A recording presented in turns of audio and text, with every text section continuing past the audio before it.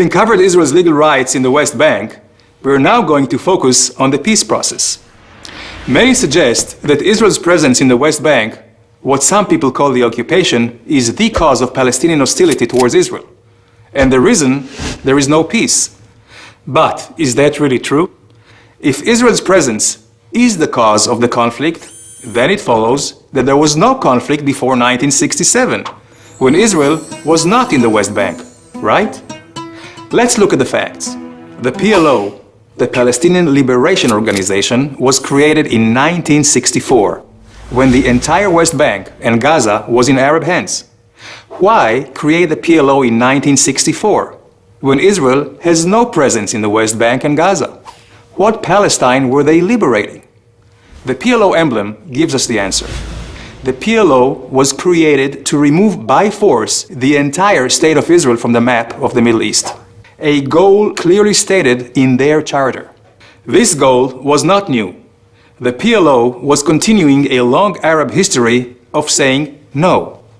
No to the national self-determination of the Jewish people. No to recognizing the Jewish ancestral homeland. Let's take a look at the history.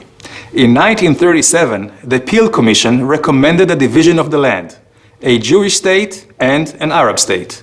The Arab portion would include 96% of the territory that the League of Nations had originally designated for the Jewish homeland.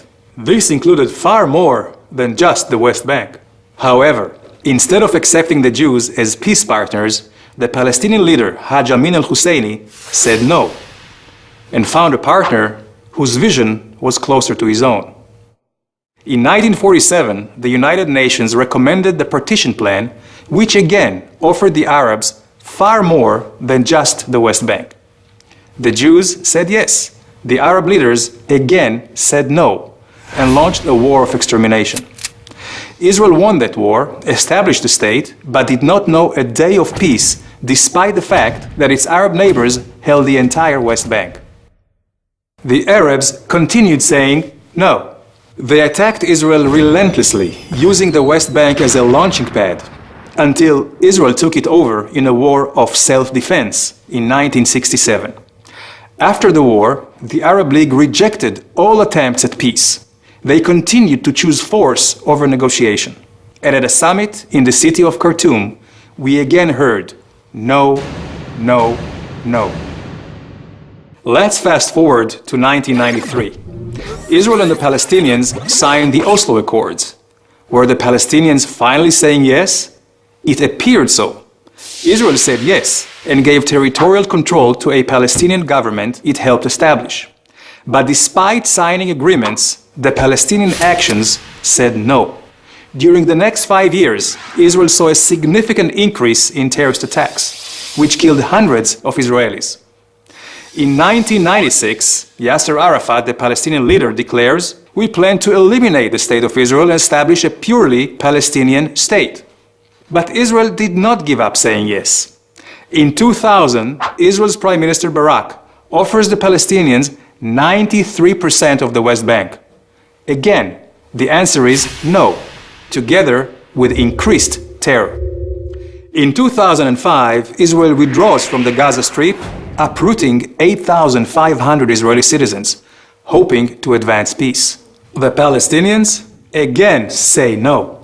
This time they increase rocket attacks from Gaza against Israeli civilians by over 500%. In 2008, another Israeli attempt at yes. Prime Minister Olmert accepts nearly all Palestinian demands, including handing over almost 100% of the West Bank with minor land swaps. The Palestinians, again, no. So what can we conclude? 1. The conflict was not caused by Israeli presence in the West Bank. The real cause of the conflict, until today, is the long-held Arab history of saying no. No to peace, no to the existence of Israel. Because no is consistent with Palestinian policy, education, and media. Political and religious leaders continuously promote Israel's destruction. 2. Israel has said yes for decades and has proven that by signing peace with Jordan and Egypt. So, Where do we go from here? How do we achieve peace?